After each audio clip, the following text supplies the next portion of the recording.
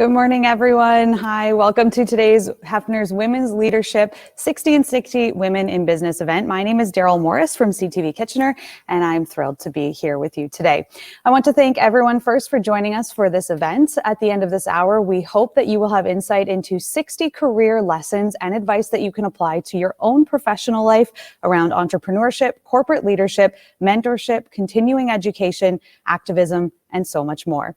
Now, before we begin, I would like to take a moment to acknowledge that we live and work on the traditional territory of the neutral Anishinaabe and Haudenosaunee peoples as we seek a renewed relationship based on the foundation of mutual understanding and respect. As participants in today's virtual event, we are coming together as one. We believe everyone is free to be their true self and receive the same respect and opportunity, regardless of age, ethnicity, gender, culture, identity, sexual orientation, beliefs, or language. We hope you'll join us in fostering a positive environment here today to ensure a safe and welcoming space for all. Today's event would not be possible without the commitment and generosity of our many sponsors. So thank you to our title sponsor, Heffner Lexus and Heffner Toyota, for their ongoing support of the Women's Leadership Series. Thank you to our gold sponsors, Home Hardware Stores Limited and Wilfrid Laurier University. Thank you to our event sponsor, MTE Consultants, our design sponsor, Leslie Warren Design Group, and our sign and print sponsor, Westmount Signs and Printing. Please join me in thanking all these incredible organizations in the event chat. You can say a thank you or give a thumbs up. We'll now hear from Nick Heffner from Heffner Lexus and Heffner Toyota to say a few welcoming remarks. Hi everyone, Nick Heffner here from Heffner Lexus Toyota. Hi everyone, Nick Heffner here from Heffner Lexus Toyota. Hi everyone, Nick Heffner here from Heffner Lexus Toyota. We're a proud sponsor of the Women in Business event, and we're happy to welcome everyone here. We have 6 amazing speakers today that are going to share life lessons and career advice from their own perspective. We hope everybody has a wonderful day and leaves inspired and energized. Thanks everyone. Okay, and thank you to Nick. During this event, you will hear from 6 speakers today. Each speaker will start by sharing their first 9 ideas and pieces of advice, and then we'll close out the program with each speaker's number 1 idea that they want to leave you with. After today's event, you will all be sent a document. It'll have all 60 points for your reference.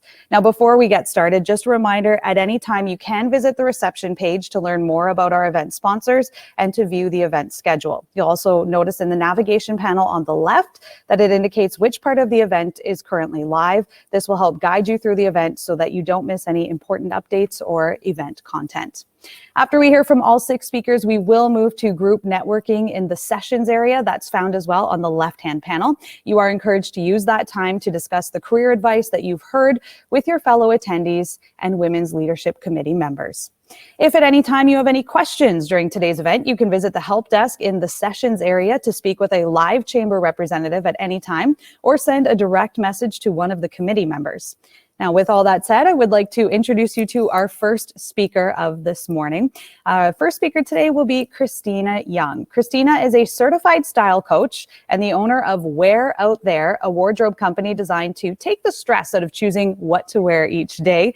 Since launching the business in 2016, Christina has been invited to contribute to numerous written publications, podcasts, local television shows such as CTV News, Rogers C-Suite, Daytime, and Trending with Aaliyah. Christina is passionate about supporting local business and fashion retailers in our own community. Inspired by the tech sector that exists here, she's developing a wardrobe organization app to solve the problems of too many clothes and nothing to wear. I think we can all relate to that. To learn more about Wear Out There and to grab a style freebie, be sure to visit www.wearouthere.ca, and please join me in welcoming Christina. Hi, Christina. Hey, good morning. Thank you so much for having me, everyone. Exciting to be here with so many amazing women and looking forward to chatting with you throughout the session afterwards.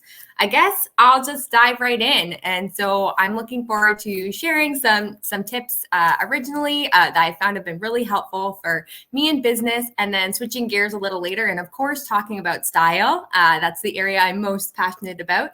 So the very first tip that I wanted to share with everyone is to really focus on changing your thoughts. I have found that this is the most important thing. And a study recently, actually from Queen's University, says that we have over 6,000 thoughts every single day. And while not every one of these thoughts is a new thought, a lot of them are actually repetitive thoughts. So you can see as a business owner, as a leader, if you have a negative thought of any kind, how over time it can just continue to hinder you. So this is something I've had to work on quite a bit. A lot of these still come up for me. So some that come up for me that I end up working on is I'm not good enough. That's a very common one that comes up sometimes, or I don't have enough innovative ideas. I'm not creative enough, things like this. So what I end up doing is over time, I kind of come up with this key thought that I want to think. So for example, I have a lot of innovative ideas. And if I don't believe that about myself originally, I kind of have to take some in-between thoughts to get there, if that makes sense. So some in-between thoughts could be sometimes I have great thoughts, or sometimes my colleagues think that I have innovative ideas. And so slowly over time, just repeating those thoughts over and over and over to myself, I end up changing those thoughts over time. And I think that this is a really applicable thing to really focus on your thoughts. It's applicable in any area of our life. It could be business, but it could be personal as well. I mean, working as a style coach, we often have a lot of thoughts about our bodies as well. So really changing the way that you view yourself and think about yourself is one of the most important baseline things that I think you can do for yourself. So that's tip number one. The second tip that I really wanted to share is to really not underestimate the power of a list. If any of you are like me, I often have a lot of little pieces of paper floating around where I'm writing all of my to-dos. And me, I'm a first-time mother now as well. So I feel like my brain power isn't necessarily where it was at in my memory, isn't where it was before. So I actually do write everything down in one master place. And whether that is on your phone or if it is on a piece of paper, just make sure to get it out on paper so that you can continue to remember everything that you need to do. And that will free up some of your thought space. I find it's also really applicable when I'm starting to do a big project, whether it's a creative project or a marketing project or anything like that, is I'll often book with myself a big pre-meeting where I'll write down all of the steps that I have in my mind that I need to do in order to fully execute this project effectively. And that means that when the time actually does come for me to work on the project, I blocked it in my calendar. I'm not spending that time looking for this or going through the different roadblocks, and I'm able to kind of prepare that way a little bit more effectively. So I found that has been a very useful thing for me to do as well. The third tip I wanted to share is to adopt something called a minimum baseline for action. And most of the clients that I work with through my style coaching, or even myself personally, we often kind of deal with perfectionism. And I hope that some of you can relate to this, but sometimes I find that if I'm working on a project, or I'll have these big kind of lofty ideas of doing everything perfectly. And I'm really great at making plans, but as soon as I end up not executing perfectly, I miss that one day for that workout, or I don't post something on social media a certain day, I kind of feel like I failed a little bit. So what I started to adopt is called the minimum baseline for action. And what this really is it's kind of the antidote to perfection. And it says to focus on one thing consistently. So it's not about doing it perfectly. It's basically about trying to focus on what's the absolute minimum thing that you can do towards working towards that goal. So for example, if you want to add exercise, let's just say, into your work day, the very minimum thing that you might be able to do is say once a week, I'm going to go for a 30-minute walk. And then, or maybe I'll take a 30-minute walking meeting, for example. And then once you start to do that over time, then you can add in another 30-minute walk and another, and so on. And so adopting this kind of practice in anything that you do is really helpful in terms of continuing to progress and take action. So that's the third tip.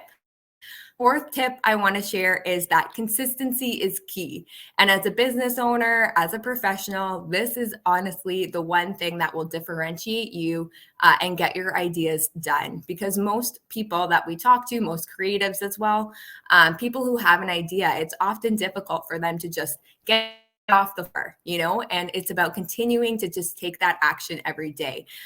So me, obviously, working a job and also building a business, and now I have a business as well that I'm working on launching. That's the only way to get things done, is to continue to take action. And whether it is on the weekend or it's a small action every day, not to sound cheesy, but life is a marathon. It's not a sprint.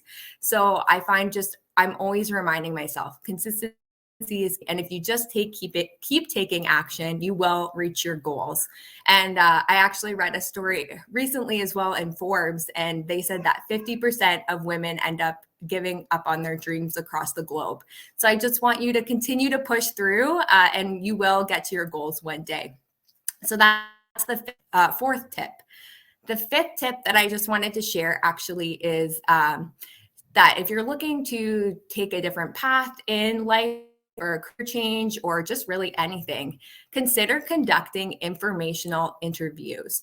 Now, early on in the pandemic, I think like many of us, I was working and rethinking what was I going to do with my business. I mostly work one-on-one with people in person or small groups. So the idea of switching to virtual coaching seemed quite daunting to me, and I wasn't sure that I was going to be able to do it. So I ended up tossing around a bunch of different ideas of other paths and things that I was interested in pursuing. And what I ended up doing is reaching out to some experts in Ontario, just asking if they would have a conversation with me, their lessons, share their experiences. And then after that, I was able to come back and say, yes, okay, virtual coaching is for me. And not only that, now I've taken the next step where I'm working on launching an app as well. So there's just some information that you cannot get off the internet, and just genuinely talking to a person, getting their feedback, hearing their stories, hearing their experiences. I find people are quite open about this as well. So the other tip I would share is, if you're interested in learning about anything, switching gears in your career, trying a new career of any kind, just give informational interviews before you dive in fully to that idea, just to see if it's a fit for you. Okay, now switching gears into style tips. I want to share some of my tips for professional women, because often getting dressed, as we can understand, especially as we start to move back into in-person, potentially in the office or co-working spaces, different things like that, wardrobe needs change. So the very first style tip that I wanted to share is to consider adopting outfit formulas. So an outfit formula is basically a way that we can kind of help limit the decisions that we need to make each morning. So an outfit formula is basically, as it says, a formula. It's a formula of different pieces that you're going to work over and over as you repeat. So that's a tip there to share. So basically, just take the different pieces and remix them together in different ways. And the pieces will be different, so people won't know that you're wearing the same thing over and over again. The next tip, just quickly, as I see I'm running a little bit out of time, apologies there, is the capsule wardrobe. So a capsule wardrobe is basically a small collection of individual pieces that are designed to mix and match with ease. And the number of pieces are limited to 30 to 40 pieces that you're going to wear. And this includes everything in your wardrobe. So everything from jewelry to accessories to shoes, everything is 30 to 40 pieces. And you just wear those pieces for that set amount of time.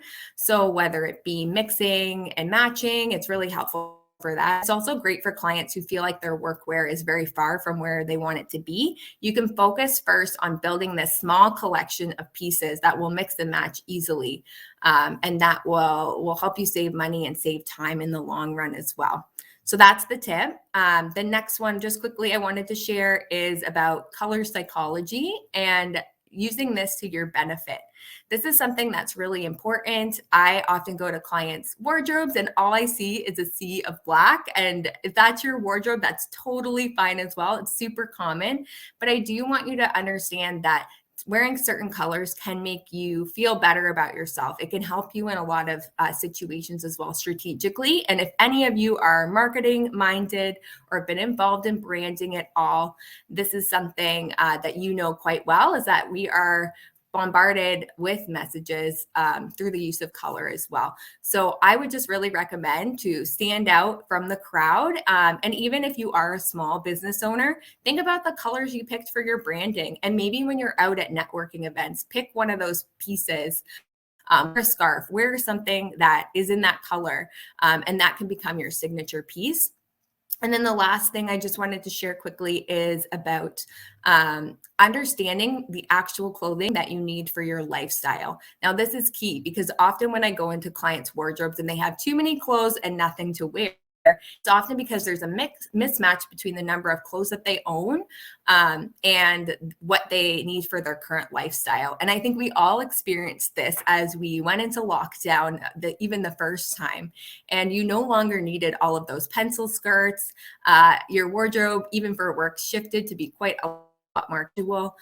So often wardrobes didn't keep up with this change. So what I just recommend is spending a bit of time, maybe it's over the next 2 to 3 weeks, and document with a quick photo the actual clothing that you're wearing for your lifestyle.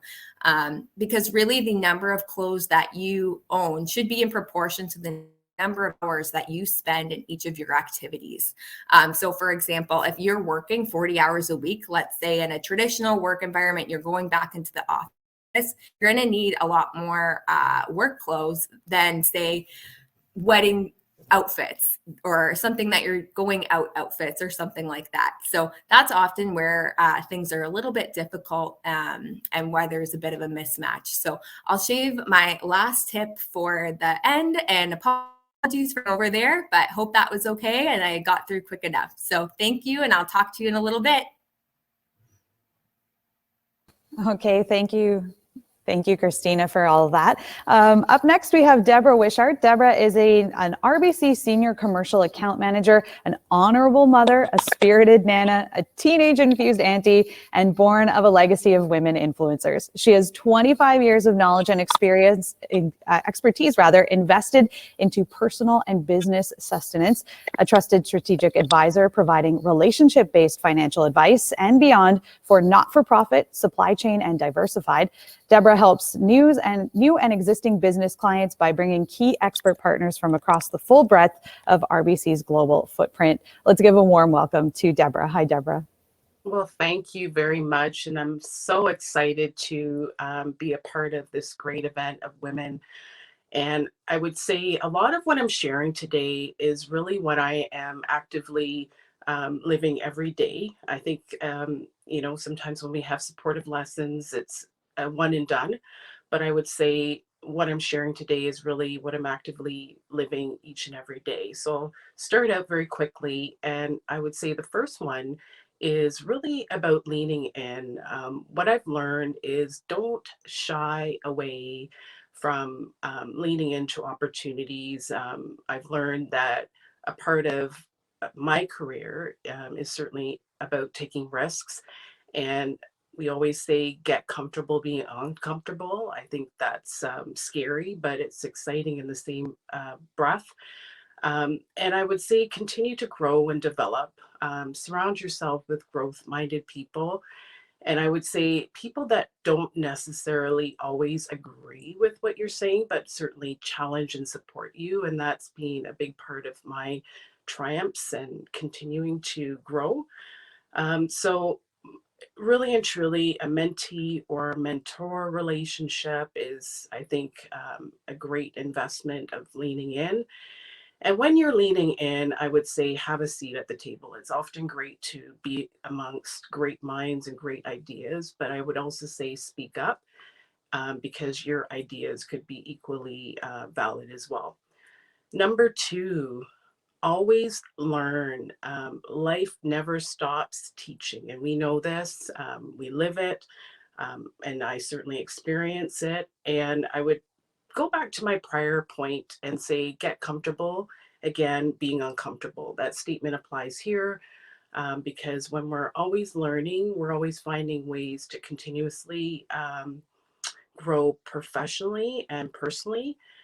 And although, you know, in some aspects they can be different, they can certainly merge in terms of personal development, whatever that looks like for you. You know, and professionally, they can certainly be a combination of both. I think they strongly go hand in hand. And one of the things that we struggle with is time. And I would encourage yourselves, I constantly challenge myself to do this as well, is to plan time to learn and discover. And there's educational opportunities in every walk of life. And that could be through our peers, our leadership, our friends or family, experiential or otherwise. There's so many opportunities that we can expand our learning on internally and externally. So I would certainly say be purpose driven, because you need that to grow outside of your comfort. And I also would say, think about the next role that you aspire to be. Sometimes there's opportunities to grow there as well as you learn. Number 3, be respectful and be respected. Take pride in the way that you interact with others. I think a lot of us, in our career, in our life, I know I have, you know, met people in business or had relationships with people, I don't know, 10 years ago, 15 years ago, and certainly that carries through. And I've learned respecting yourself, and having a sense of pride and confidence, and respect in a two-way fashion is equally important. So treat people how you want to be treated. And I know we've heard that, but really, truly, you know, there's true meaning in that. Even more so, respectable behavior in ourselves and for others, deserving, of course. And respect is also taking the time to really listen to, um, not just hear ourselves, but to truly listen to other people's thoughts and ideas. Number 4, ask for help, advice, and feedback. I strongly believe in that. And sometimes that's our own obstacle, our own hurdle. It's really about giving yourself permission. And it's okay. Sometimes we feel that we should know things, but sometimes we not to discount, but we do. But there's opportunities to expand and look at it differently. So don't be afraid to ask for help and advice if you're faced with a challenge or an obstacle. Fresh perspective is a great thing. And I found value in hearing different ideas and different approaches as I have challenges in my own career and certain projects. I think it's important to sometimes expand on that as well. And I would equally say feedback matters. Feedback is amazing, even though sometimes when we're in it, we don't feel it.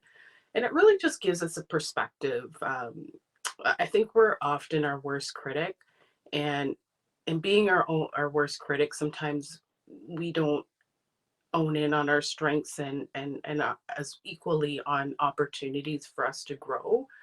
So I would say get feedback. It's very important to growth as well.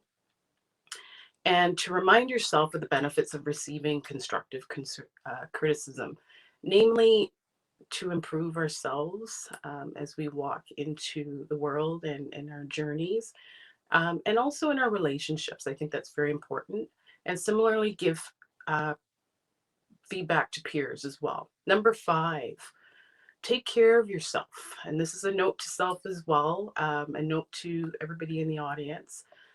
You can't pour from an empty cup. And I know sometimes we have a lot and we juggle a lot in our day, but those that know me, I'm very keen on this aspect of taking care of yourself.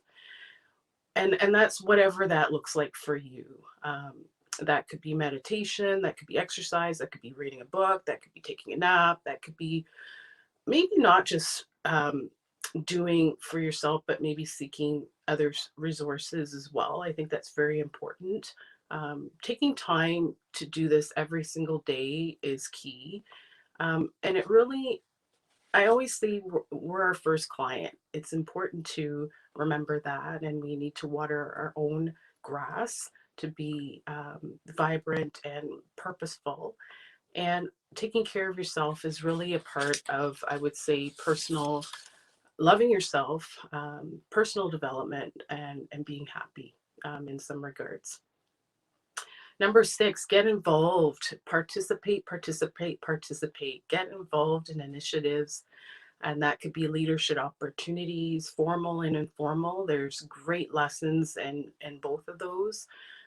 That could be in the community, that could be on committees, that could be whatever that looks like for you. I think a lot of some of those skills, abilities, and strengths and learnings can follow you through in other aspects and really truly grow your mindset, broaden and expand your network. And also, it's again, getting involved means that you're showing up.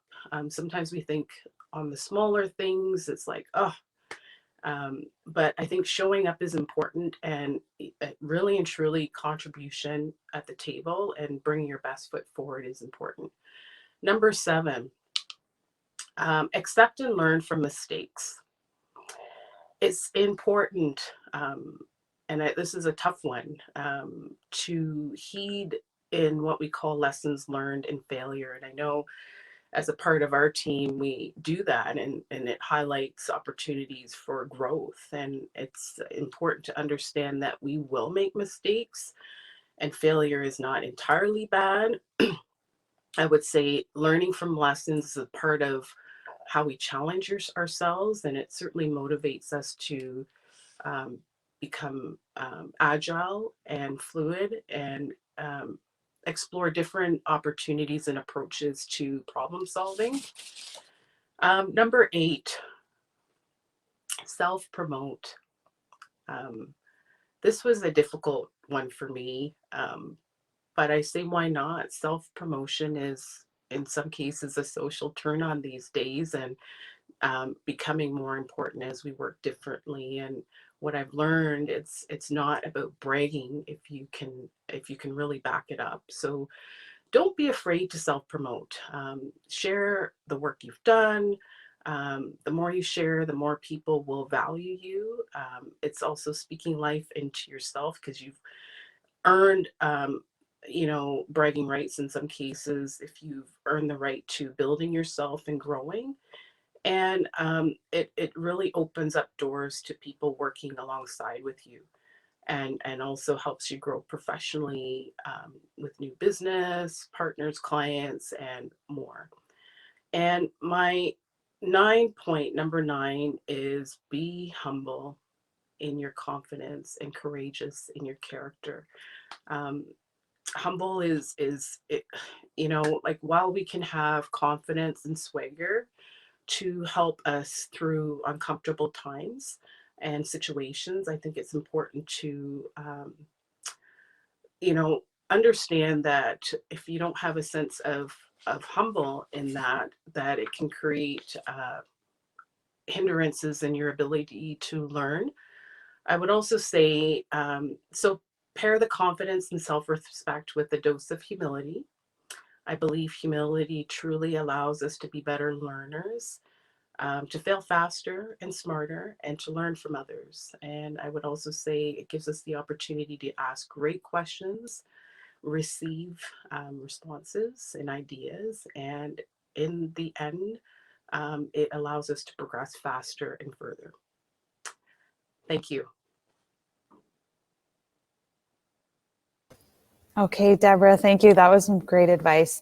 Our next leader of the day is Rebecca Hempy. Rebecca is a mother of 3 and co-founded the Delivery Guys Inc. over 22 years ago. Her culture and coaching-focused holistic leadership has enabled her business to grow into a multi-million-dollar self-sustained enterprise.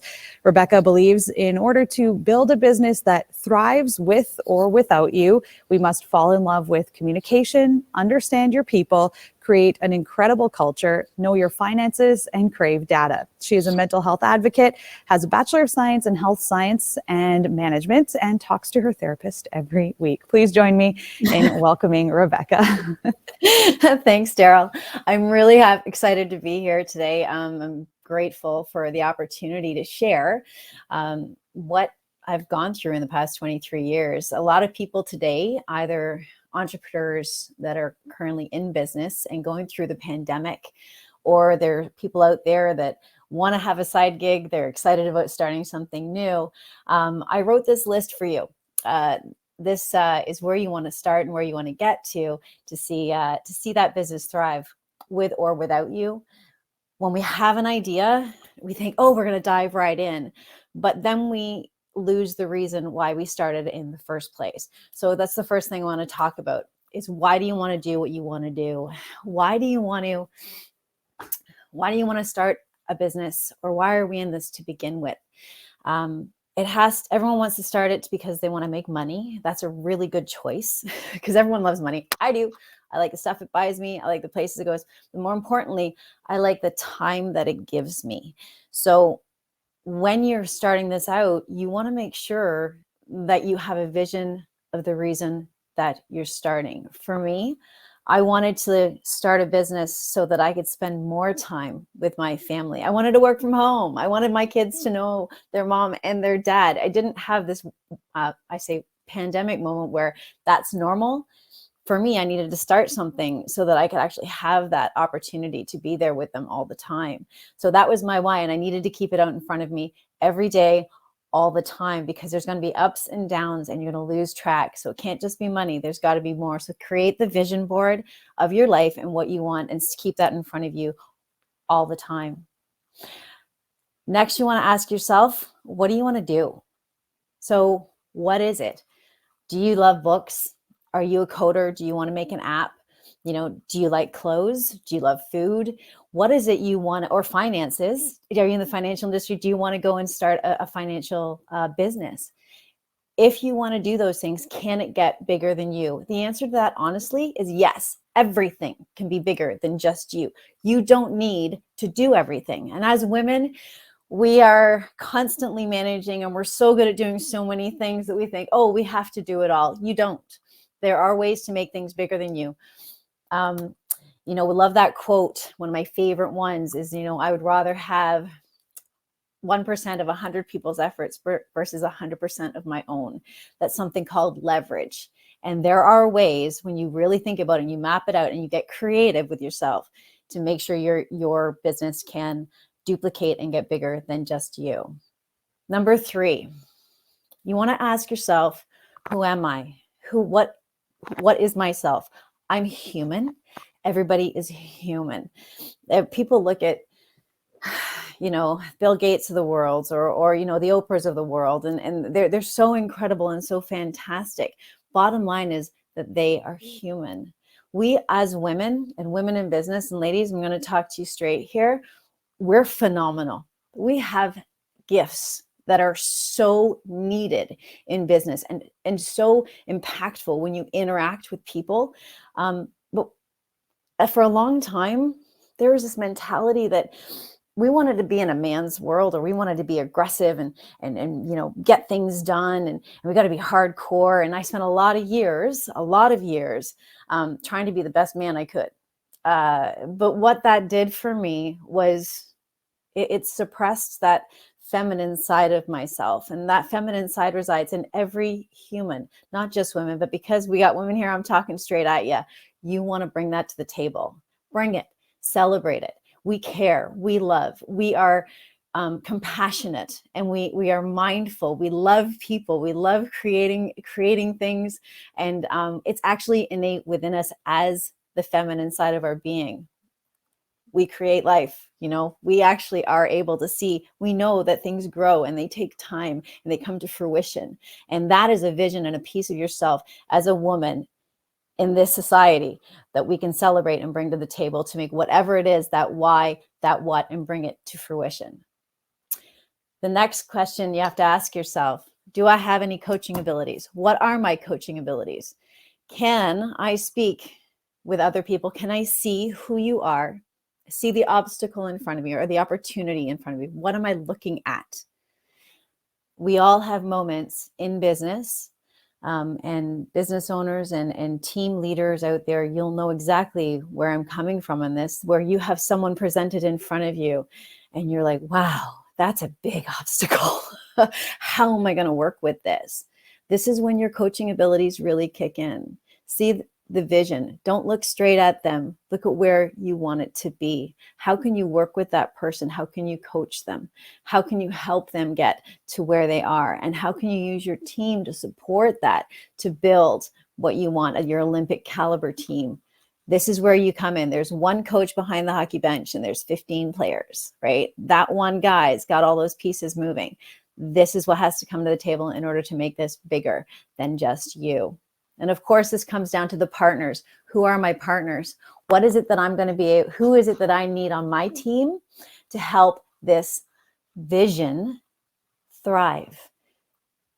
You can't do it all. Well, if we had enough time, we probably could do it all, but we don't have enough time to do it all. So who are my partners? Who are we going to leverage and partner with and bring on that team so that the finances get taken care of? Because not everyone likes finances, but you have to make sure that you have somebody there that does. So you partner with them, trust them. That's the other piece of the puzzle with your partners. You got to trust them and you got to help them and you support them. Because if they're not doing their job right as a business owner, then you're not doing your job. If they're not excelling and succeeding at what they're doing, you're missing something. So you got to look at that person and help them get to where they want to be. And that is that is simply a piece of duplication, and coaching and creating that gold medal, that amazing result that we're all looking for. My communication. Next piece. How good are you at communicating with people? I had this instant happen. I'm just going to tell you a little story here. When I first started we started Delivery Guys, we were just in Kitchener-Waterloo here, and we're having a great time enjoying our Tri-City area, which I love. So we decided to expand out to another location. And I remember the message I heard from a group of women entrepreneurs about one of the mistakes that our beloved BlackBerry made when they went to Europe. When they went to Europe, instead of bringing their culture and infusing it into Europe, they allowed Europe to develop itself and its own culture. And that was a really big hit on that company. So when I decided to go from Kitchener into Windsor, we needed to make sure that our culture went ahead with it. I needed a way to communicate that. So I had to create a system or some way to make sure that they made the same decisions as I make decisions from my core values, from our core values as a company. And when you're doing that, you got to make sure that you use all the avenues of communication you have.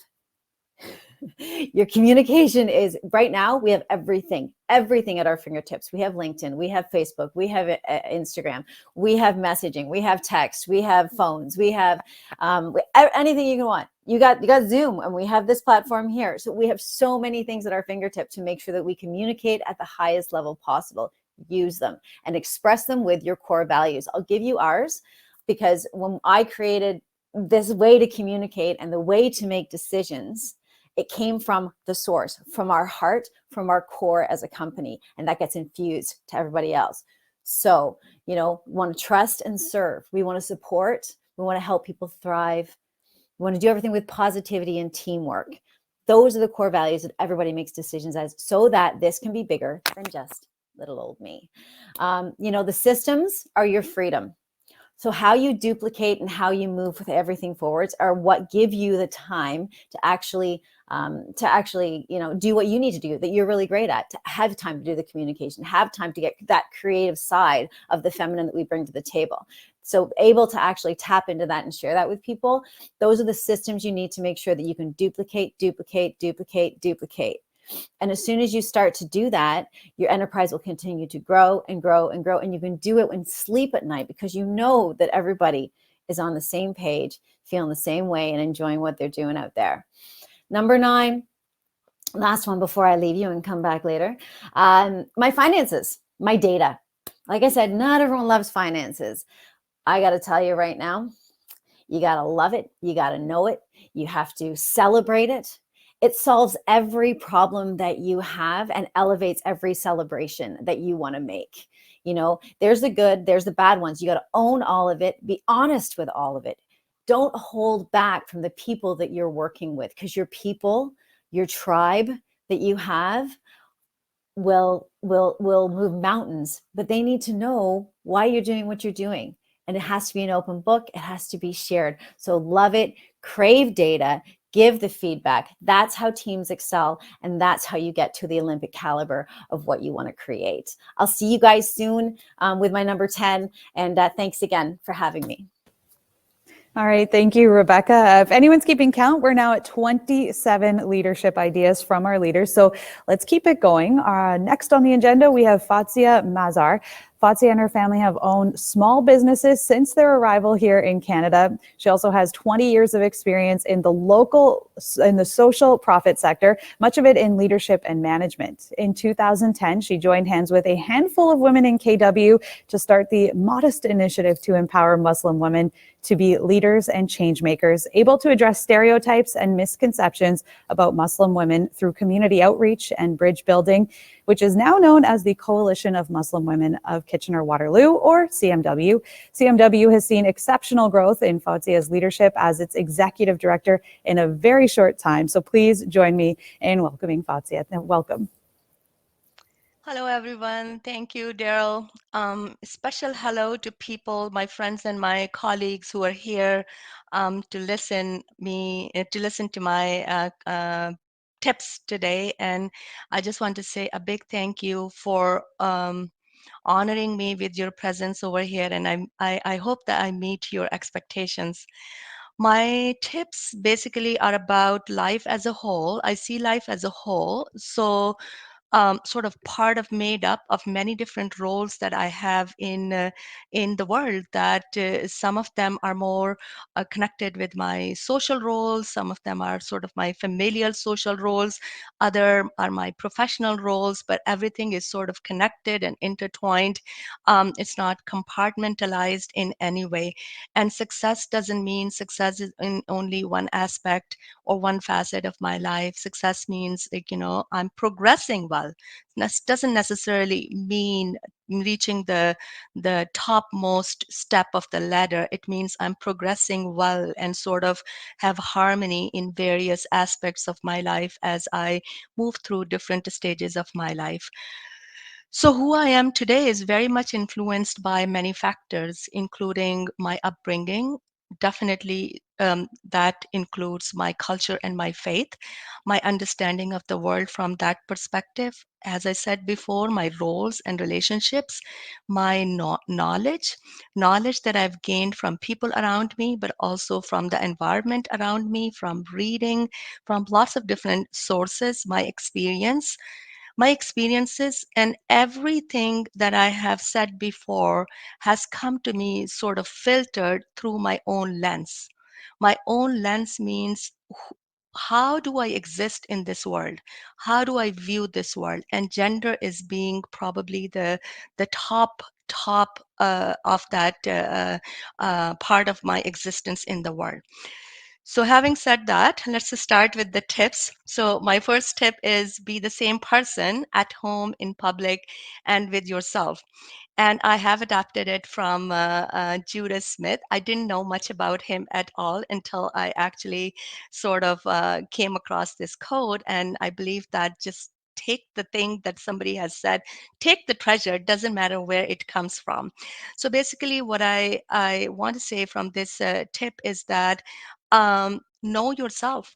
Before we think about taking over the world, we just need to know ourselves. And once we know ourselves, it means we know who we are from the perspective of our core, our values, our sort of way of interaction with the world around us.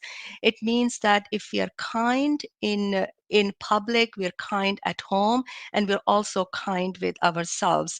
Many a times we also hear that I wear many hats, so I can't be the same person everywhere.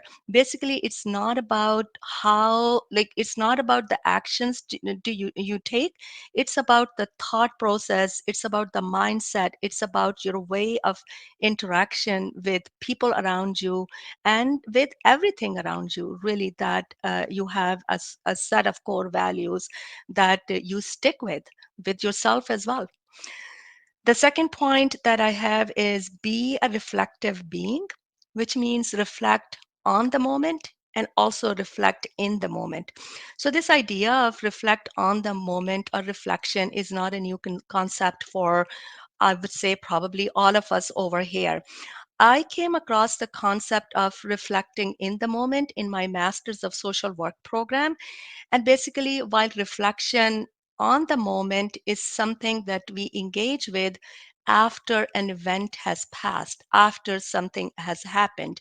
And our hope is that by engaging in reflection, we will learn from our experience and we will do better next time. Reflecting in the moment or reflexivity is actually being able to sort of reflect in the moment, connect with yourself, and understand why you're doing what you're doing.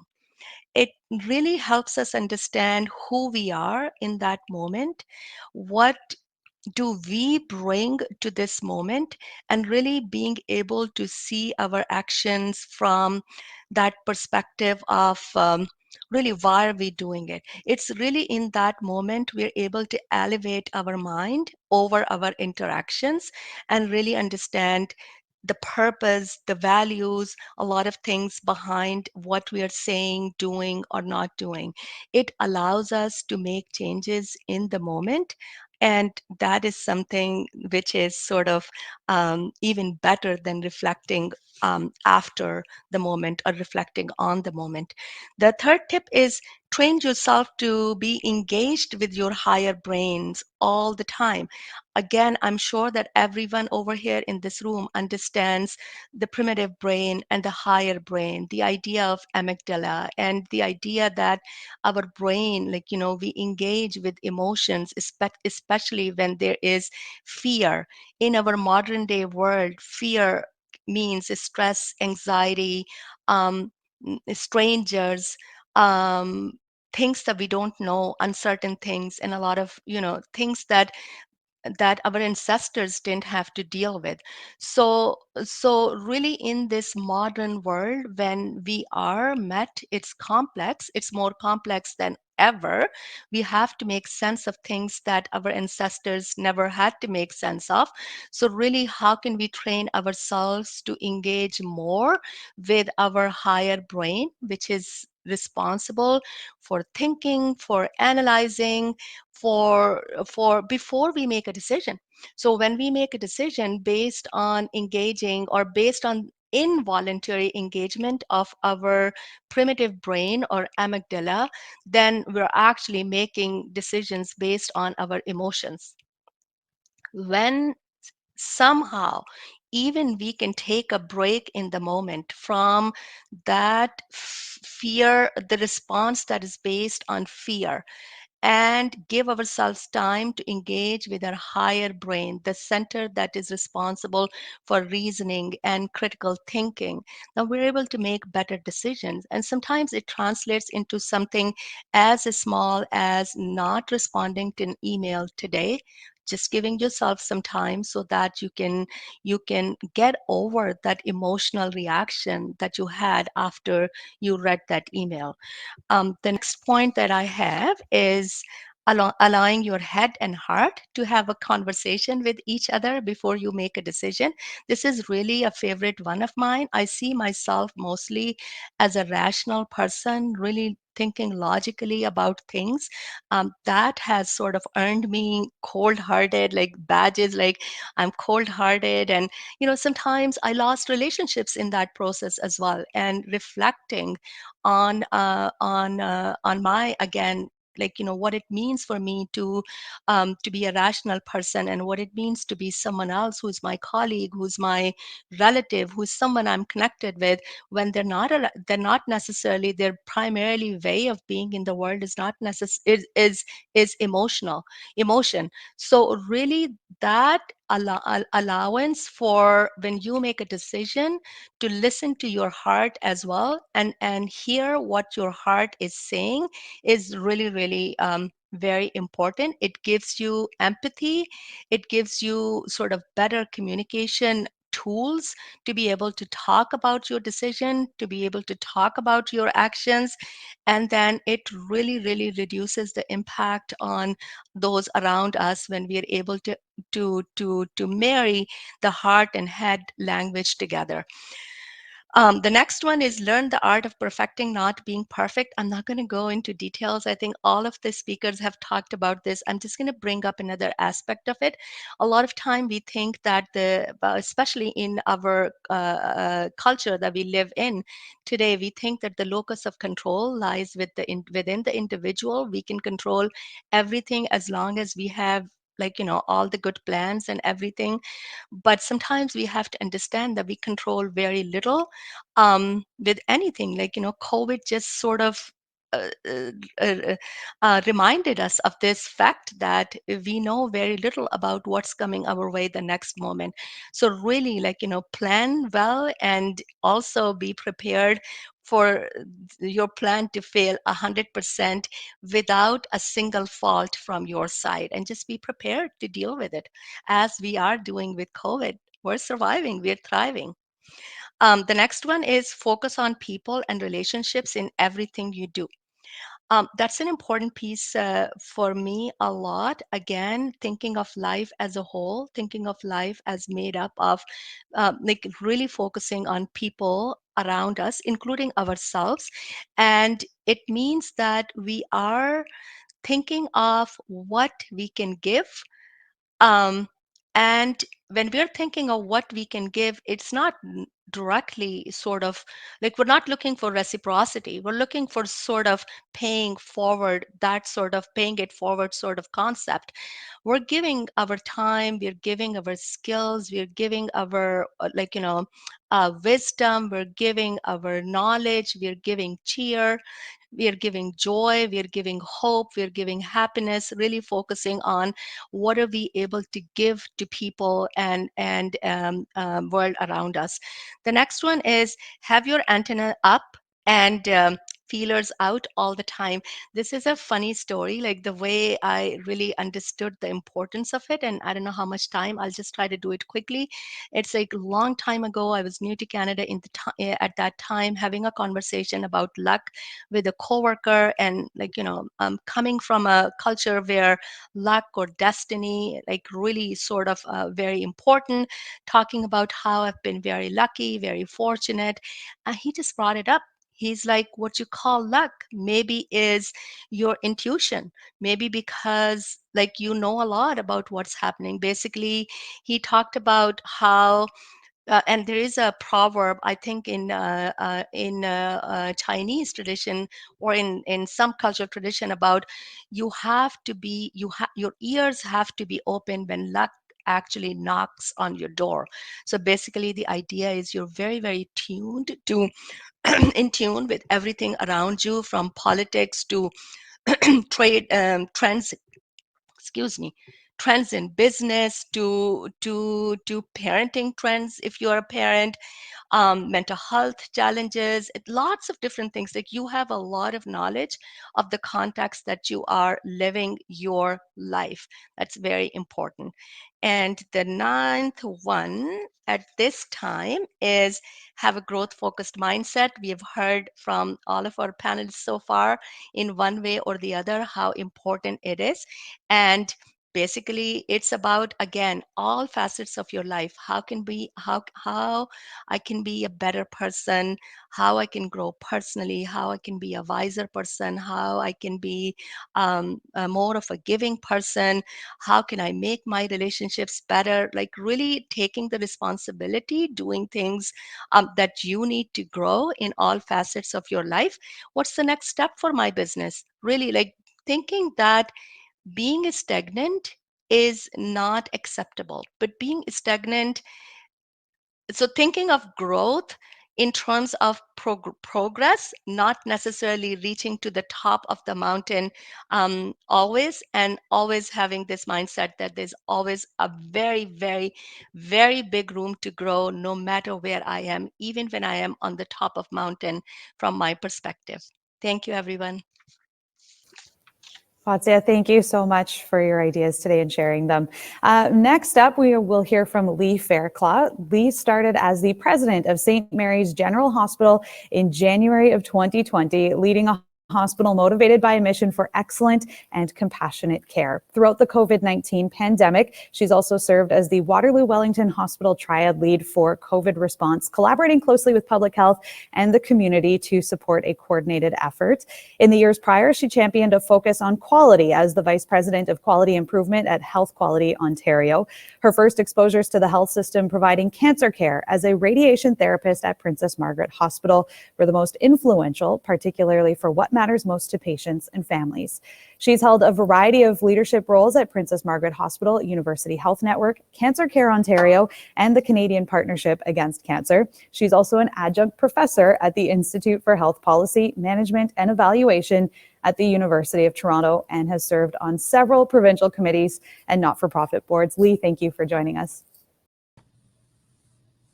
Thank you very much, and thanks for the invitation and that kind introduction. I've been really enjoying listening to the advice of so many amazing women this morning.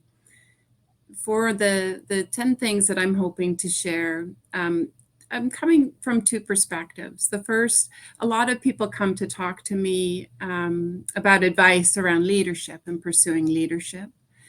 And so that's one lens to some of the comments. The second is part of leadership is teams and working with teams and creating teams and how you spend your time together. And so my comments will focus around those two themes this morning. So the first one, if we can just bring it up.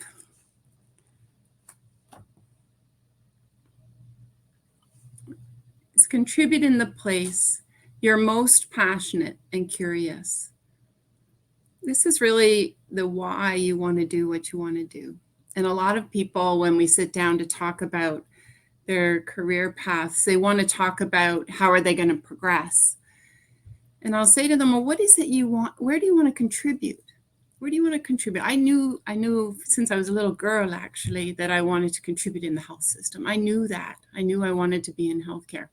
Where is that place that you know you're going to be passionate, that you're going to care about what you're doing, and really importantly, that you're going to be curious, and that constant curiosity to learn more about the place that you're functioning in.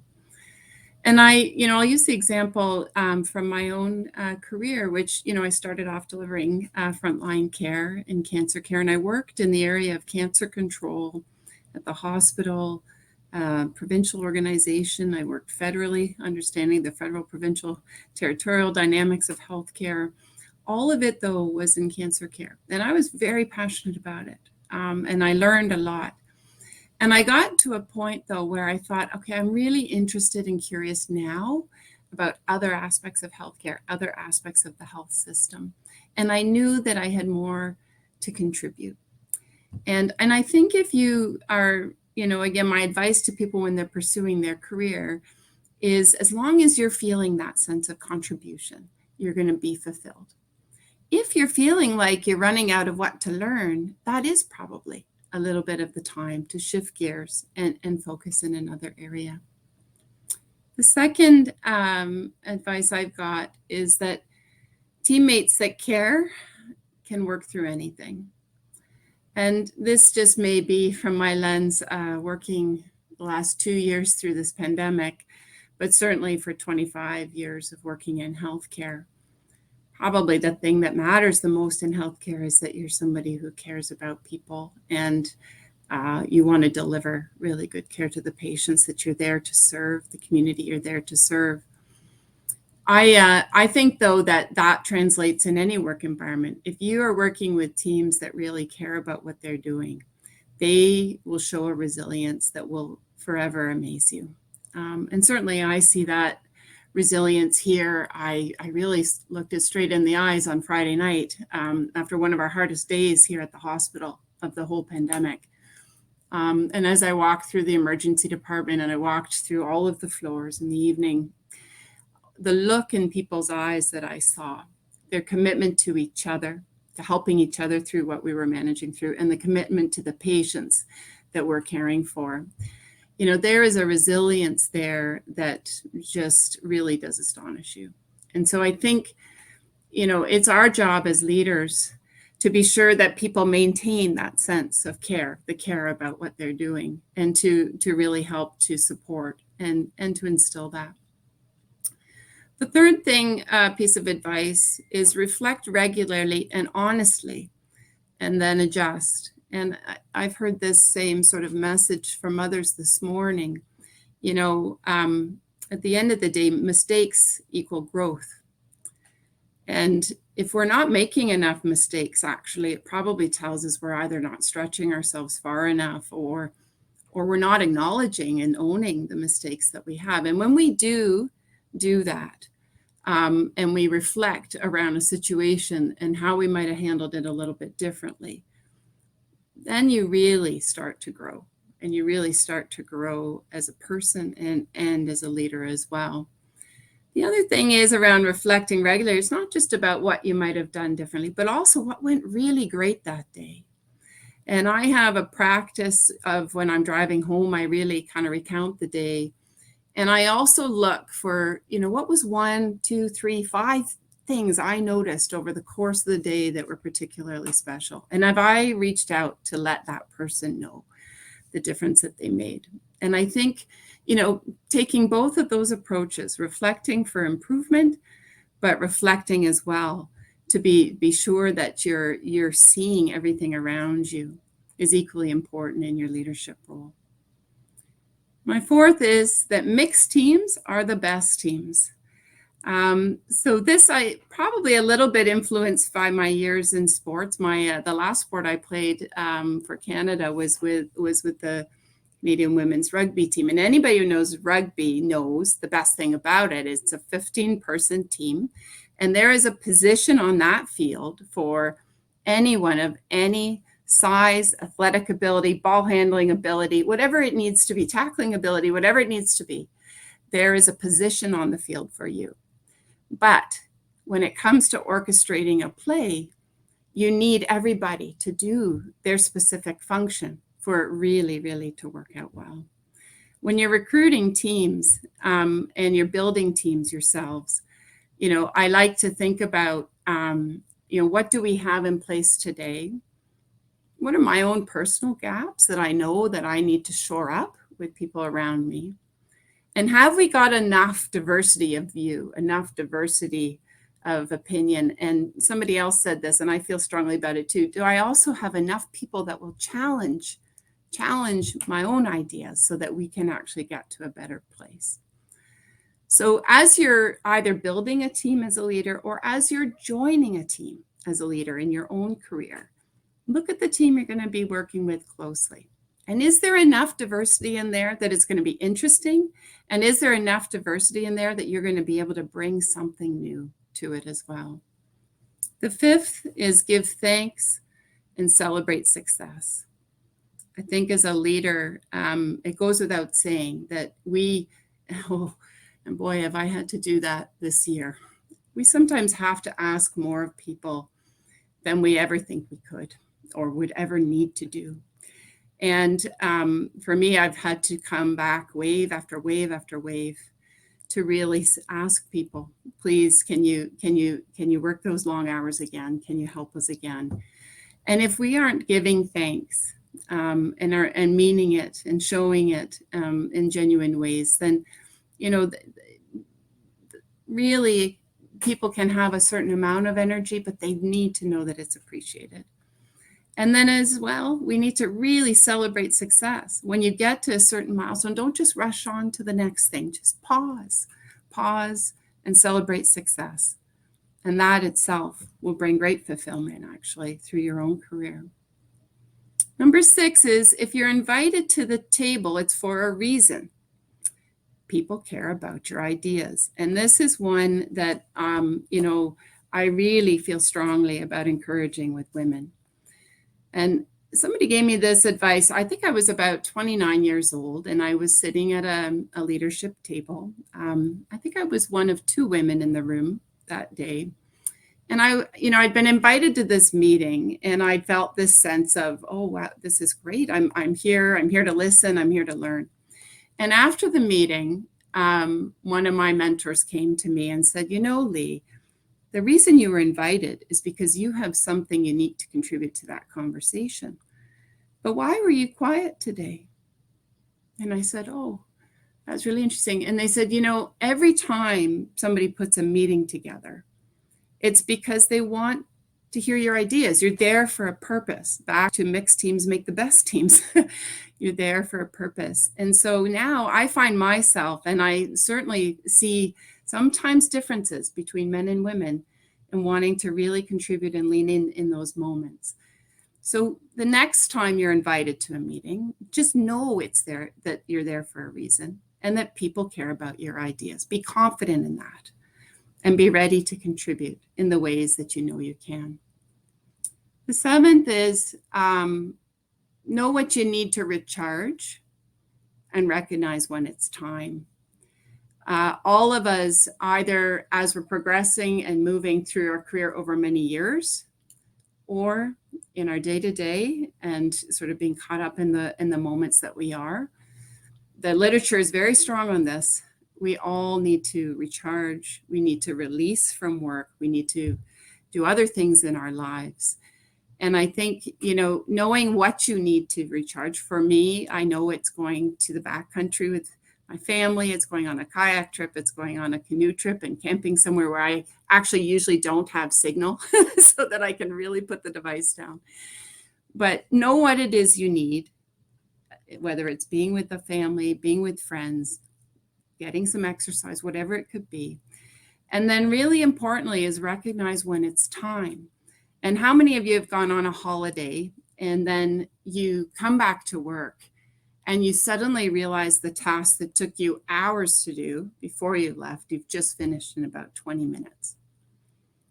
Being cognizant of where we are in our own energy and in our own mindset, and recognizing I need to step away and fully step away for a period of time is going to be the way that you can continue to be the most productive and to be there to serve the team that you need to.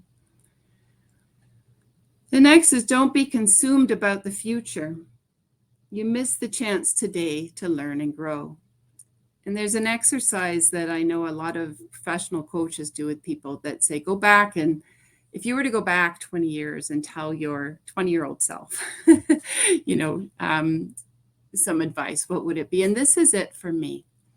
I remember when I did my master's degree, I was graduating, and it was a program that, sort of prided itself on producing the CEOs for healthcare of the future. And I came out of school and I thought, oh my goodness, I need to get on with this. I need to be a CEO by tomorrow, which is a ridiculous expectation at that time. And, I went to talk to somebody, and they gave me some very good advice, which was, you need to collect. They said, what do you want to be? I said, I really want to contribute in a very effective way to the health system and making it better for patients. That was my purpose. They said, well, to do that, you need a whole variety of experiences, and talk to me about where you need to go for them. I then sort of moved into each of them, and I realized that, and certainly when I give advice to people that come to talk to me, they may be in a job for about a year and they're already thinking to the next 2 jobs and where they need to go. And I ask them, what are you getting from where you are today? Are you seeing it enough? Are you in it today, and are you learning and growing? And don't rush to be out of that, because you might actually miss the opportunity you're in. The second thing about that is when I look back at all of the amazing leaders and mentors I got to work with, Dr. Bob Bell, previous deputy minister, excellent surgeon, the previous CEO of UHN, or Shelly Jamison, who was our CEO at the Canadian Partnership Against Cancer, the previous cabinet secretary. These are remarkable leaders, and each of them I learned and could see and watch them in action, and I drew things from their style that I thought, wow, that resonates for me and I want to adopt it. If you don't look for those, if you don't observe and participate in your moment, you're going to miss the chance to learn and grow. The last thing, my number 9 is that values are your compass. I feel very strongly about this. When you're pursuing a career, when you're in a current role that you're in, if you are feeling that something's not quite right, it often comes down to a misalignment on values. Now, the values here at St. Mary's, for example, are compassion, inclusion, integrity, collaboration, and innovation. All things that, we talk about those things as what we can expect from each other when we're working together, and what patients and families and the community can expect from an interaction with us. If I'm at work, and I'm feeling that something is not sitting right, I often go back to those values. I also will say, that I also value fairness and equity very deeply. They're very important to me. And I think that if values are your compass and they're guiding you on your course, they're also your compass to say when something doesn't feel like it's quite right. And in that moment, it's your chance to speak up. And this is very important for women. I think it's also very important for those that may be reflective of equity-seeking groups. If we have got that place at the table, and we feel like something is out of line with our values or things that matter to us, again, we each have our own unique way and opportunity to be able to raise and speak up and call out those situations.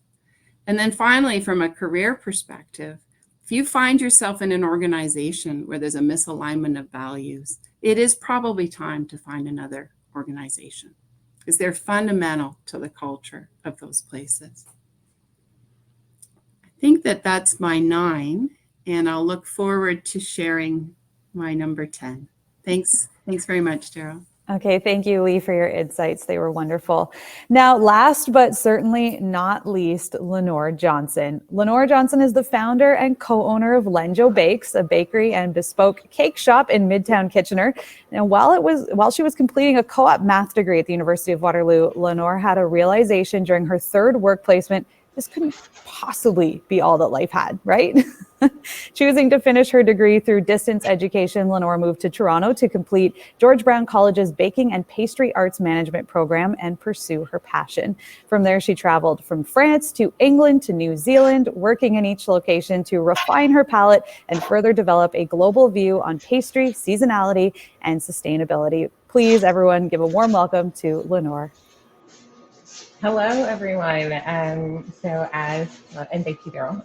So as Daryl mentioned, I run Lenjo Bakes, and so if you can hear anything in the background, it is baking actively happening right now, which is pretty cool. So I know that I am going to share 9 comments with you now, and then save our last one, our best one, for last. So I'm going to start with a topic that most people rather not talk about, which is money.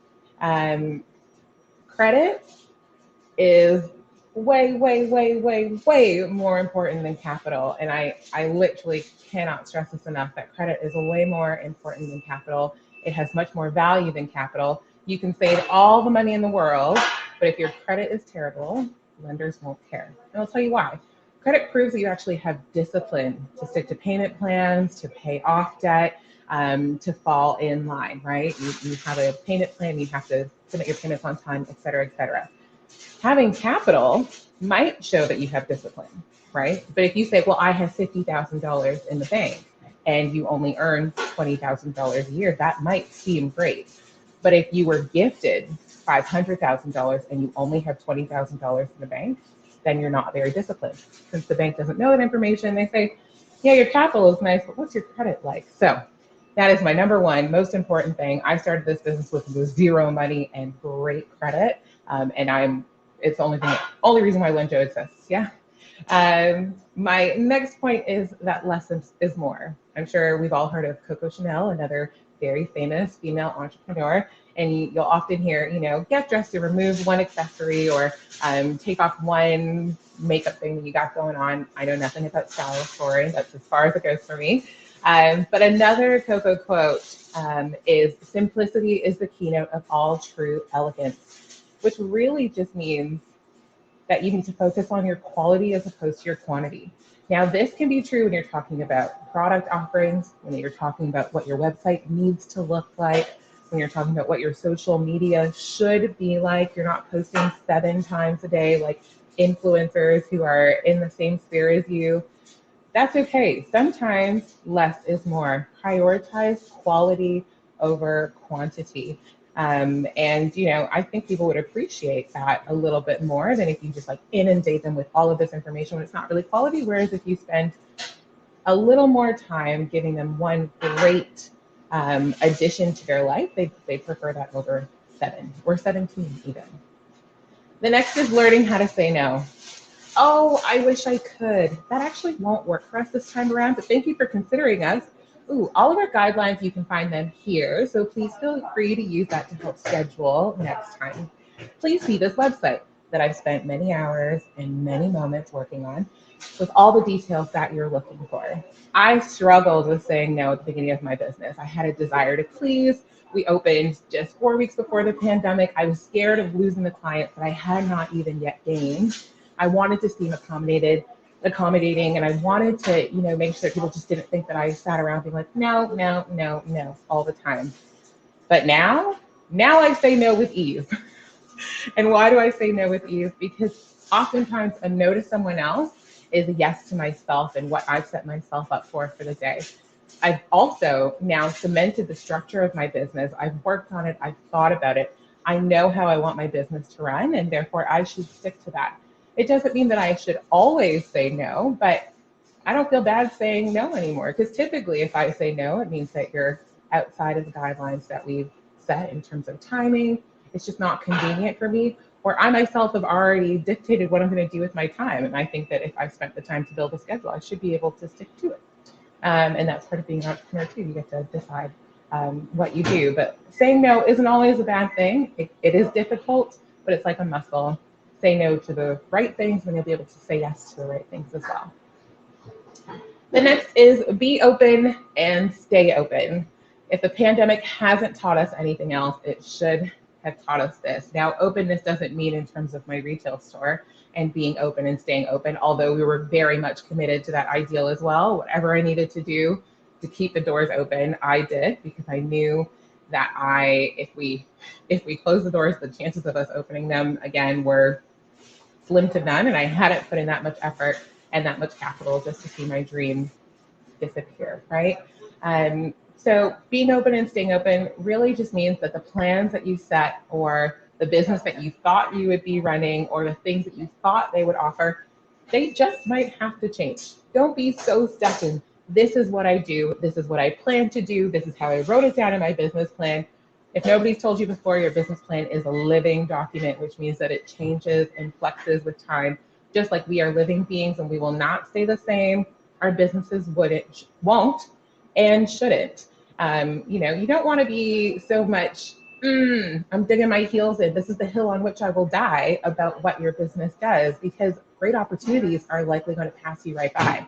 Some of the best treasures are found not out in the open, but you have to dig a little bit to find them. So sometimes, you can keep doing what you're doing and have that going as a steady, and then I'm going to wander over here and dig a little bit and see what I can find. Flexibility is the best ability. Your core values don't have to change, just the way that you walk them out, or the way that you present them, or the way that you package them. My next is network, but don't be weird about it. I cringe when I meet someone and without any real conversation, immediately they're like, oh my God, add me on Instagram. What's your number? Let me send you an email. I hate it. Not that I don't love connecting, I very much do, but I don't have any relationship with you. I'm 1,000 times more likely to do someone a favor, send a lead, invest real time with someone who I've actually built a relationship with. If I get an email from a virtual stranger, it often goes to the place where most emails from virtual strangers go, the bin.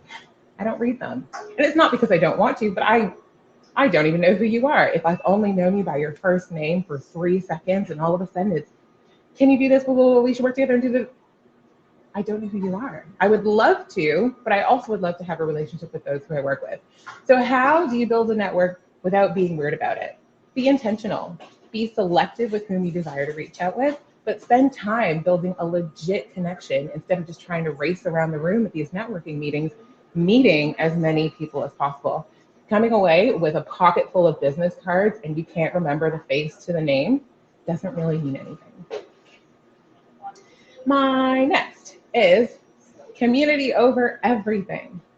Whether it's your familial community, your friends, your clients, prioritizing community over anything else is absolutely key. And why is that? For the same reason that I just mentioned before. Out of relationship, out of community comes an abundance of benefits. Whether it's someone being more likely to recommend you for business or even just being more likely to give you grace when you maybe mess up. It's because you've built the community, you've built the relationship, they know what your intentions are, and they're more likely to give you the benefit of the doubt. Community over everything can also relate to your direct competition. Yes, your direct competition. Here in Midtown, we are blessed with many bakers. Just down the street of Victoria and Duke is the Cake Box, and up the street at Pepler and Herb is Q's Cakes, and run and managed by two of, I would confidently say, two of my very, very good friends. I love Jess and I love Raquel, and I recommend them all the time. And they do the same for me. At the end of the day, when someone comes to me for a cake, I can't say yes to everyone. Or I could, and I could strive to overwork myself and make as many cakes as possible, getting away from the less is more, right? That's quantity over quality. Or I could tell them, you know what, if you just call Raquel down the street, she might have availability, but if she doesn't, tell her that I sent you. But if she doesn't, go to the Cake Box and maybe Jess can help you out there. Or I don't have cupcakes, but I know that so-and-so does right now. That customer is going to get served either way. And they're going to remember that you're like, you know what, they were so nice. They recommended me to this other place and I went there and the product was good and it all turned out. And either I've made a customer for my friend whom I love and built community with, or they'll remember and they'll be like, you know what, maybe I'll try a bit earlier next time and I'll come back to Linjo and see what happens. But if not, I always have a really great fallback as well. It doesn't have to be competition all the time. It can just be community. My next point is reading is fundamental. I'm a huge fan of RuPaul and RuPaul's Drag Race, and they have a reading challenge every season in the tradition of Paris is Burning. And this is usually the contestants making jokes or reading each other, but I think that you can also set a reading challenge for yourself every season. And that is mostly because there's always something to learn, but the fact is that it can be quite overwhelming. So how about committing to educating yourself by just dedicating one season or one quarter or whatever timeline that you can set and explore a new topic related or unrelated to your business and ensure that reading remains fundamental for your own growth. The next is stop apologizing. As women, we're often the first to apologize, whether that's because we're innately peacekeepers or we're people pleasers or whatever it is, but sorry comes out of our mouths quite often. Instead of apologizing, say thank you. Thank you for your patience while waiting for my response. Thank you for understanding that we wouldn't be able to do this for you with such short notice. Thank you for going through the ordering channels that we've set up instead of coming to us directly. Thank you. We want our words to mean something, so if we're just tossing out apologies left, right, and center, they won't mean much when we truly need to apologize for stuffing up big. But gratitude, that's really easy for someone to accept. They're like, oh, yeah, okay, I'm less mad. You said thank you, you're welcome, okay, it's fine, and then you can kind of move on. And my last for now is entrepreneurship and the never-ending to-do list. Your to-do list will never be complete. Say it with me. My to-do list will never be complete. Now, just say that to yourself as often as you need to, in the morning when you're getting ready, in the car on the way to a meeting, at the grocery store, when someone in your life asks to spend time with you. Keep saying it until it sticks. This isn't permission to procrastinate or to slack off, but rather it's freedom to set your boundaries, prioritize the highest return items on your list, and accept the fact that as an entrepreneur, you never get to really turn your brain off from your job. You will always, always, always have something else to do. So set a boundary, adhere to that boundary, and then move forward from there. That's it for me for now, and I will see you soon. All right, Lenore, thank you so much for some great advice. If you're keeping track, that's now a total of 54 pieces of advice and lessons from our speakers. So now we're going to get our leaders' number one leadership tip, and we're going to start with Christina. Christina, over to you. Absolutely. Who else is on fire right now? This is awesome. I've learned so many tips. What a great way to spend the day. So my final tip that I want to share actually is just simply own your creativity. Many of us, when we think of a creative person, we conjure up these images of a painter or a designer or an artist. And most of my professional clients I work with, they're not often describing themselves as a creative person, yet they run organizations, they run businesses, and making decisions each and every day which impact the lives of others. And they design their own work life and personal lives as well. And that takes a lot of creativity. Tying this back to style, of course, there's often this misconception that style is a skill, or that style is something that you either have or you don't have. And really, style is a skill. It's something that you can learn. All it takes is a little bit of practice and a little bit of time so that you can tie it into your personal likes and your personal dislikes, your lifestyle as well. You're not going to build that perfect wardrobe overnight, but with a little practice, you get there. And so I just want to leave off with owning that creativity. Have a little bit of fun and start to use that word to describe yourself, because I think it's really empowering, and it's something that I think we should really embrace more and more as women. We are creative. So that is where I'll leave it today. And thank you so much again for this opportunity. Super excited to share. All right. Thanks so much, Christina. Next up, Deborah. So my final, I think we've had a great synergy of advice here, and my final one to yourselves, and certainly something I continue to invoke in my life, is find your purpose. What are you good at? What are your strengths? What are your what really floats your boats? And I think certainly as we are in a time of change, some of us work a lot of hours, and we can be certainly going through the grind. And in doing that, sometimes we forget to lock into what our true purpose is. And that means really, what are your interests? What are your skills? What's your passion? How are you in ways that you're influential? Tap into that. And I think sometimes, we don't know it, but sometimes we have, I would say, natural manager or leadership abilities that we just need to foster and grow. And then on the other spectrum, sometimes we might be strong in mentoring or providing ideas or advice. And I think it's just really truly important to tap into that, and really find what your key purpose is, what resonates with you personally, what your values are, because that certainly translates into your everyday. And I would also say sometimes in cases we have gaps, and it's important to recognize that. And it's not to say, to the point of some of the earlier comments about learning and growing, maybe in identifying some of your purpose, you may have gaps, and it's important to recognize that and truly own in on that, because if you don't recognize it, you won't grow. And sometimes there's opportunities perhaps to say, maybe this is not the role, or this is not the direction, or this is not my passion. And maybe it's really owning in on that and exploring options and ideas around your purpose. Okay, Deborah, thanks so much for your final piece of advice. Next up, over to Fatsia.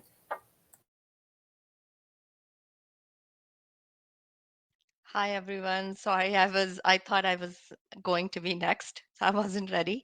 That's fine. So again, I'm enjoying like everybody else this morning. It's been amazing to hear from so many great speakers, so many tips that I'm writing, and I'm taking with me to be able to make my life even better, hopefully, and the lives of the people around me better as well.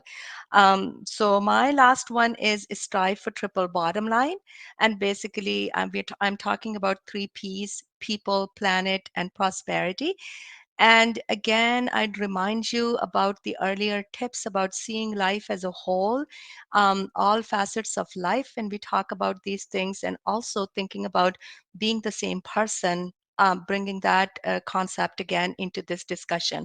So basically, my motivation to keep this as my 10th and or number 1 point came from my own sort of experience. I run a family business, and I also run a not-for-profit. And a lot of time, these things like a not-for-profit or for-profit are seen as sort of exclusive of each other.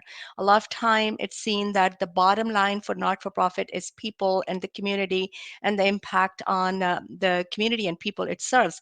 Whereas the bottom line for a business is the money that it makes. Its success is measured in terms of financial successes. So my hope is that we see that in all facets of our lives, we can strive for this triple bottom line where we are um, making like impact on people. We're making an impact on environment in the world, and we're making an impact definitely on our financial bottom line or prosperity. So if we are a parent, it means that our conversations with our children are both about how to manage the relationships, how to be like good with people around them, environment, and everything, but also helping them understand the finances and making and preparing them for financial success as well.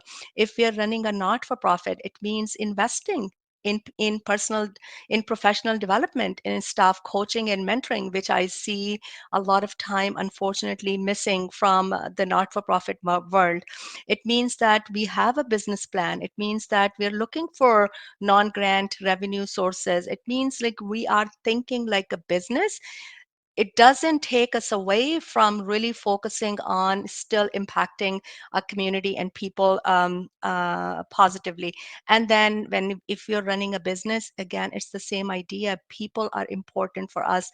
Relationships are important for us. We're looking for a just community. We're investing in the just community. We're investing in making our planet better for our coming generations. Fair wages policies, for example, in your business, very important. And for investing in environment, just remember small actions mean really, really a lot. So really making sure that that's part of our everyday work that we do in all walks of our lives. Thank you. Thank you for rolling with that. That was me. My eyes skipped a line. Our next speaker is Rebecca with her final piece of advice. Hi. Can everyone hear me okay? Hopefully. My final piece of advice is about my leadership. So ask yourself, what is my leadership style? Who am I? Get to know that, really dive deep into that. Be smart. You want to be sincere, mindful when you're with people. Be accountable, hold others accountable, hold yourself accountable, especially as an entrepreneur. You're it, right? So make sure you hold yourself accountable. Be honest with yourself and with others. Make sure you're resourceful. That's that creativity that Christina was talking about. Tap into that. There's always another way. There's something out there for you. And always be team and technology oriented. These are pieces that are going to leverage your leadership to a whole other level. And there's so much out there. This pandemic has actually given us so many gifts and so much about communication and ways to lead your organization to that next level. I do want to give you one final piece. This is it's for me. I keep this book by my bedside. It's the 21 Irreversible Laws of Leadership by John C. Maxwell. I open it every once in a while and I look at the different facets of leadership. And there are things that we're great at, and there's things that we're not so great at, and there's things that we need to work on. And these are really great reminders and solid tools that can help you take yourself, your organization, and the people that you care and love about to a whole other level. So thank you very much. Okay, thank you, Rebecca. And let's bring back Lee for her one last piece of advice. Thank you, Daryl. My last piece of advice is laugh together. And the reason why I wanted to include this among the 10 is there's a lot to be said about finding joy at work. And often, when you get to know the people you're working with, when you actually share some funny moments and you take the time to laugh, it actually brings even more fulfillment to what you're doing. And I would particularly say when you and the people that you're working with are facing really challenging situations, that moment to sit back, maybe learn something new about somebody else or to take in what they're saying becomes really is quite energizing. So take the time to laugh and find that joy in the work that you're doing. Okay, thanks, Lee. And finally, number 60 comes to us from Lenore. Amazing. Okay, so my last point is the pursuit of happiness and protecting your peace. In the Declaration of Independence, it's our Americans, but whatever, our fundamental right to freely pursue joy and live life in a way that makes us happy. Being an entrepreneur should make you happy. It won't be easy. If these last 2 years have taught us anything, it's that it won't be easy. It can be intensely isolating, and you can be incredibly sad and frustrated and angry, but you should still have joy. If you had to choose, there should still be nothing else in the world that you would rather do. And when it comes to protecting your peace, if anything else or anyone else is stealing your peace, ditch it. And that means saying no, accepting the fact that less is more, accepting the fact that you need to set boundaries for yourself. Do whatever you need to do to protect your peace and pursue your own happiness. And if that means walking away and taking a break, guess what? The community that you build will be there to support you, will be there to hold you up, and will be there to rally around you whenever you do decide to come back, if you do decide to come back, or champion you on to the next thing. So I hope you've had a great day. I have. I'm so excited about all of these tips that we've heard today, and I wish everyone the best. Okay, thank you, Lenore. That was great. Well, ladies, there you have it. 60 pieces of advice and lessons learned from women in business in maybe just over 60 minutes. We hope you've gained some insightful takeaways that encourage you and inspire you. If you'd like to reach out to some of our speakers to continue the conversation about what you've heard today, contact information has been posted in the event chat. A massive thank you to our 6 leaders who took the time to share their best advice and insight. We really appreciate it. In a moment, it will be time for some group networking. So take this time to meet with your fellow attendees, share career insights of your own, or discuss what you've heard from speakers today. We hope everyone enjoyed today's event. I know I did. Thank you again for attending. Heffner Women's Leadership 60 and 60 Women in Business. And before you head into the networking portion of the event, I would like to thank our incredible sponsors once again. Our title sponsor is Heffner Lexus and Heffner Toyota. Our gold sponsors are Home Hardware Stores Limited and Wilfrid Laurier University. Our event sponsor, MTE Consultants. Our design sponsor, Leslie Warren Design Group. And our sign and print sponsor is Westmount Signs and Printing. If you're looking for more networking opportunities, we have a full calendar of upcoming virtual events on the website at greaterkwchamber.com. And we hope to see you at the upcoming International Women's Day Breakfast. That will be hosted by Regional Chair Karen Redmond on March 4th of 2022. So thank you again all for attending. We hope you have a great day ahead of you. Now we'll head into some group networking. You can do that by navigating into the sessions area on the left-hand panel. Thank you.